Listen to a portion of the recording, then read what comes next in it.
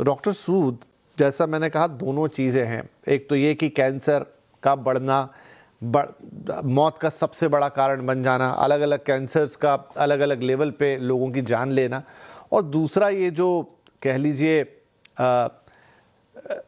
असमानता वाला मामला है। खैर उस पर बाद में आएंगे, लेकिन मैं आपसे पहले एक यही सवाल पूछूं। कई बार हम जब कैंसर की बात करते हैं तो सिर्फ भारत के संदर्भ में बात करते हैं कि भारत क्यों तेज़ी से भारत में कैंसर बढ़ रहा है। ये तो मैम जो रिपोर्ट है WHO की, वो दिखा रही कि पूरी दुनिया में ही कैंसर अब मारने वाली सबसे बड़ी बीमारी के तौर पे सामने आ रहा है। क्या कारण है इसके पीछे? तो पहली चीज तो मैं कहना चाहूंगी, ये पहली रिपोर्ट नहीं है। आई थिंक ये जो अलार्मिंग लेवल्स इन्होंने दर्शाए हैं आंकड़ों में, ये चीज थोड़ी चिंताजनक है।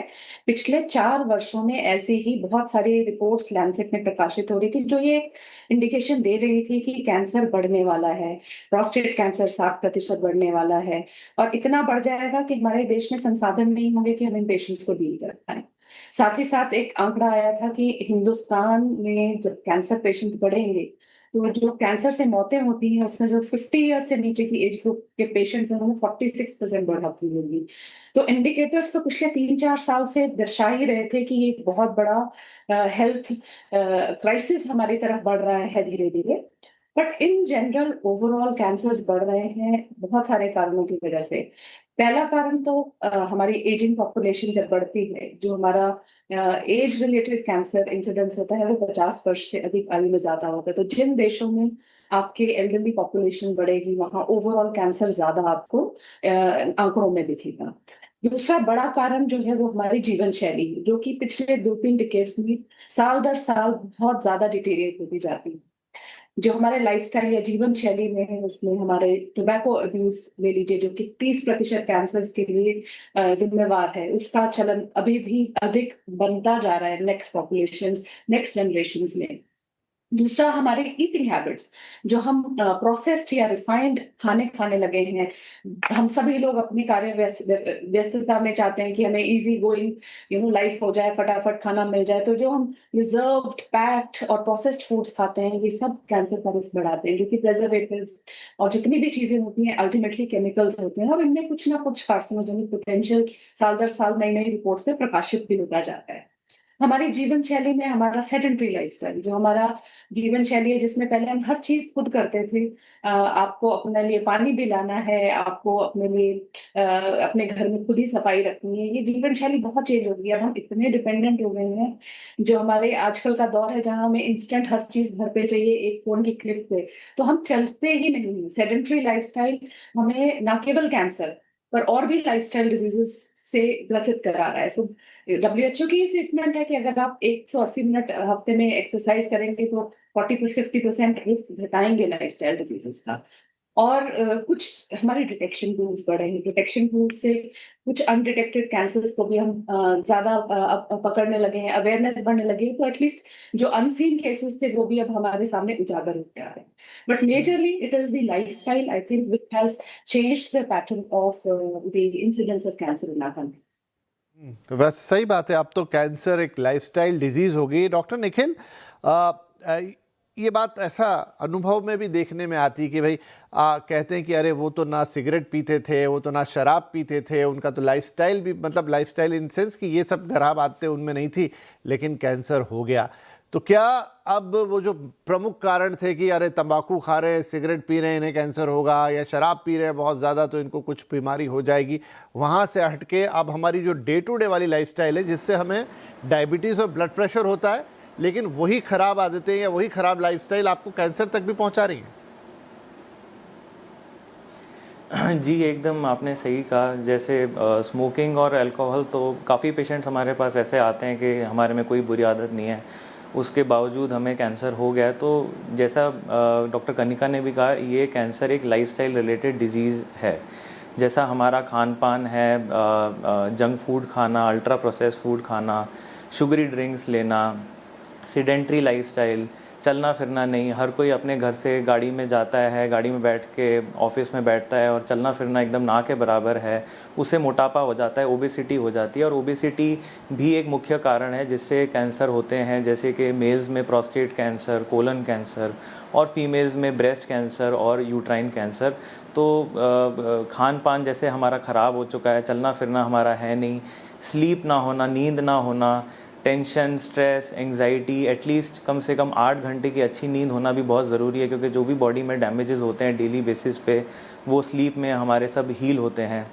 तो मैं यही कहूँगा कि it is a lifestyle related disease, जिसकी वजह से कैंसर का इंसिडेंस काफ़ी हद तक बढ़ गया है। हम भी अपने ओपीडी क्लिनिक्स में, जैसे एक ज़माने में ब्रेस्ट कैंसर मुख्य 60 साल 70 साल की लेडीज़ में होता था, बट आजकल हम ब्रेस्ट कैंसर खास करके 30 साल 40 साल की उम्र में देख रहे हैं, because of bad lifestyle choices which we make on daily basis. Doctor Kanika, एक चीज़ थोड़ी और समझनी होगी कि लाइफस्टाइल का जो कल्चर अभी हम अडॉप्ट कर रहे हैं, तो ये काफ़ी हद तक वेस्ट से आता है, जहाँ पर आप इस तरह का फूड आइटम या जंक फूड आइटम्स या ready to cook food items ले लेते हैं, या आपकी लाइफ थोड़ी सी उस तरीके की हो गई। लेकिन हम देख रहे हैं कि अमीर देशों में कैंसर से उतनी मौतें नहीं हो रही जितनी गरीब देशों में हो रही है। तो भारत कहाँ किस स्थिति में खड़ा होगा? मतलब हमने अडॉप्ट तो बहुत सारी लाइफस्टाइल कर ली है, लेकिन अभी हम उतने एडवांस नहीं हुए जितने कि एडवांस हो गए, इसलिए उनके अर्ली डिटेक्शन, इलाज और ये सब चीज़ें हो जाती हैं। तो हमने एक हिस्सा तो ले लिया जिससे कैंसर आने का रास्ता बन गया, लेकिन उसकी रोकथाम, उसकी खोजबीन और उसका जो बाकी का इकोसिस्टम है वो हमारे पास अभी उतना डेवलप नहीं है, और इसलिए भारत जैसे देश के लिए खतरा और बड़ा हो जाता है। बात कही east west and west looks towards east. हमने वेस्ट से उनके लाइफस्टाइल्स ले लिए, तो उनकी बीमारियां भी हमने अडॉप्ट कर ली। वेस्ट ने ईस्ट से बहुत चीजें सीखी, वो अपना लाइफस्टाइल सुधार भी रहे हैं, उनके जो ईटिंग हैबिट्स हैं उसमें भी सुधार ला रहे हैं। बट आई थिंक जो वेस्ट का बिगेस्ट फैक्टर है जिसकी वजह से उनके कैंसर जो केसेस हैं वो बेटर आउटकम शो करते हैं, वो है बिकॉज स्क्रीनिंग वहां पे एक मैंडेट है। वेस्टर्न वर्ल्ड में आपको सालाना हेल्थ चेकअप कराना एसेंशियल होता है, क्योंकि आप जब एक इंश्योरेंस के कवर में आते हैं तो आपको अपने annual health checkups time to time कराने, तभी आप एलिजिबल रहते हैं आप अगले साल उसके प्रोविजंस को लेके। तो जो एक मैंडेटरी हेल्थ चेकअप है वो हमारे देश में नहीं एग्जिस्ट करता है। हमारे अगर पॉपुलेशन पूरी देखें तो हार्डली 5% पॉपुलेशन है हमारे देश की जो कि स्क्रीनिंग कराती है।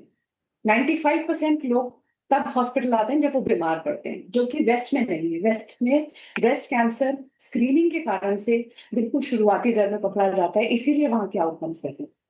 सो आई थिंक इम्पोर्टेंस है कि किस समय पर कैंसर पकड़ा गया है, और कैंसर पहले तभी पकड़ा जाएगा अगर हम लोग स्क्रीनिंग या एनुअल हेल्थ चेकअप को एक नॉर्म बनाएंगे और बीमारियों को लिंगर करना छोड़ेंगे, क्योंकि एक माइंडसेट भी है हमारे कंट्री में, हम लोग बीमारियों को पालते हैं।